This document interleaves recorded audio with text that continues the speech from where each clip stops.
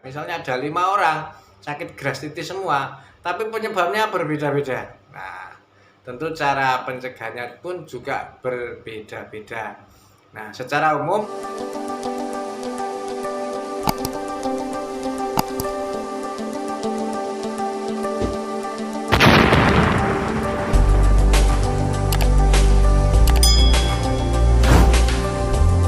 Assalamualaikum warahmatullahi wabarakatuh. Selamat berjumpa lagi dengan saya. Nah, ada yang nanya terkait radang lambung atau gastritis. Ini gimana ya? Gastritis ini kondisi peradangan lapisan lambung atau bisa disebut memang radang lambung.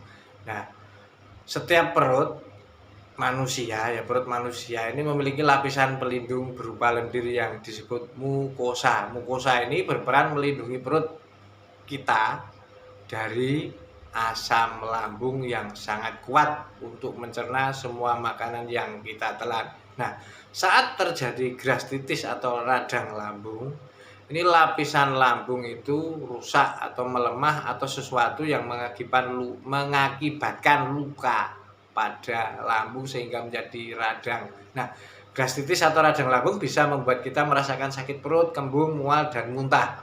Tak hanya itu, ciri-ciri gastritis ini bisa dikenali banyak ya, seperti fesesnya hitam atau lembek, atau feses hitam dan lembek.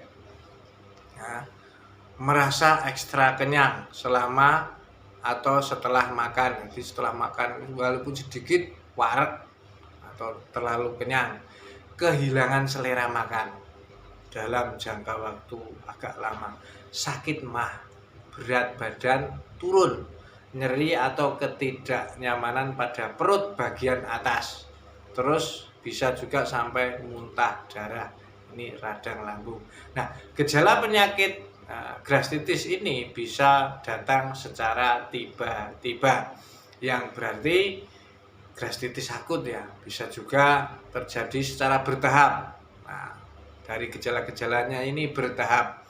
Nah, berarti kamu mengalami gastritis kronis atau gastritis ini gastritis yang akut. Nah, hal tersebut tentu akan membuat kita tidak nyaman dalam beraktivitas karena ada gangguan pada lambung tersebut karena gastritis. Nah, apa saja penyebabnya? Penyebabnya salah satunya adalah penyalahgunaan obat-obatan, bisa juga penyalahgunaan alkohol atau penggunaan alkohol, minuman beralkohol. Ini juga menjadi iritasi pada perut. Yang kedua adalah ada namanya penyakit autoimun. Penyakit autoimun ini beberapa orang sistem kekebalan tubuh ini bisa menurun dan menyerang sel-sel sehat di lapisan perut. Terus ada karena faktor infeksi bakteri. Nah, infeksi bakteri H. pylori ini penyebab utamanya penyakit gastritis kronis atau tukak lambung. Bakteri memicu lapisan pelindung perut atau pelindung lambung ini menjadi radang. Terus reflux empedu atau hati ini memproduksi empedu. Hati kan memproduksi empedu ya. Nah, memproduksi empedu untuk membantu mencerna atau refleks atau reflux dari empedu tersebut ini terjadi ketika empedu mengalirkan kembali ke perut. Nah, alih-alih bergerak untuk usus kecil tapi malah mengganggu di lambung. Terus obat-obatan. Nah, mengkonsumsi obat-obatan kimia seperti antiinflamasi non steroid seperti ibuprofen, aspirin, nah, obat-obatan kortikosteroid, nah, ini secara terus-menerus ini bisa menjadi gangguan di lambung seperti gastritis atau merusak lapisan dinding lambung. Biasanya menjadi nyeri kronis kalau kebanyakan obat-obatan kimia non steroid ya, antiinflamasi. Terus stres yang berkepanjangan, stres fisik juga bisa. Penyakit atau stres ya, ini cenderung parah yang tiba-tiba dapat menjadikan gastritis, sehingga gastritis ini berkembang lebih cepat ya, luka juga lebih cepat. Nah, cenderung otak ini penyebab umumnya karena faktor pikiran, stres ya. Nah, setelah mengetahui semuanya, penting untuk kita lakukan pencegahan ya kawan-kawan ya. Setiap orang sebenarnya bisa melakukan pencegahan dengan berbagai macam strategi terkait gastritis atau mencegah penyakit radang lambung. Nah, secara berbeda-beda sesuai dengan kesehatan masing-masing orang. Mungkin Anda dengan saya tentu cara pencegahannya berbeda, sebab bisa jadi penyebab gastritis dari kita itu berbeda-beda. Misalnya ada 5 orang sakit gastritis semua, tapi penyebabnya berbeda-beda. Nah, tentu cara pencegahannya pun juga berbeda-beda.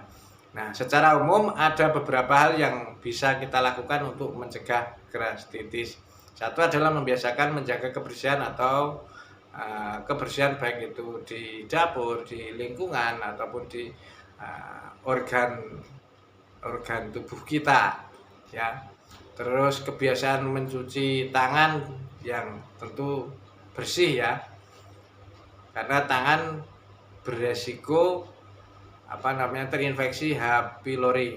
Terus yang kedua adalah menjaga kesehatan mental dan fisik. Tentu mental terkait pengelolaan stres, ini mental dengan baik ya.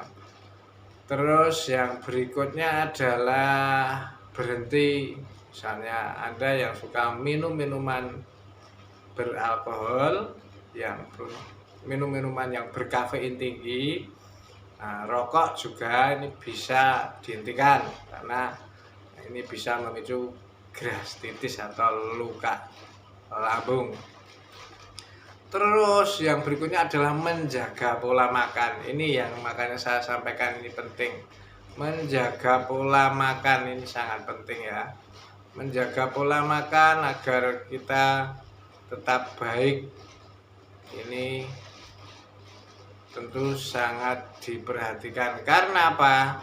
Dengan pola makan yang tidak benar ini juga bisa memicu gangguan-gangguan sakit lambung, seperti makanan-makanan yang terlalu asam, terus kopi, teh, kafein ya terlalu kental, makanan yang berlemak, gorengan, jus, makanan terlalu pedas, jus-jus yang pakai pemanis tambahan, terus terlalu asam, ini juga memicu gastritis.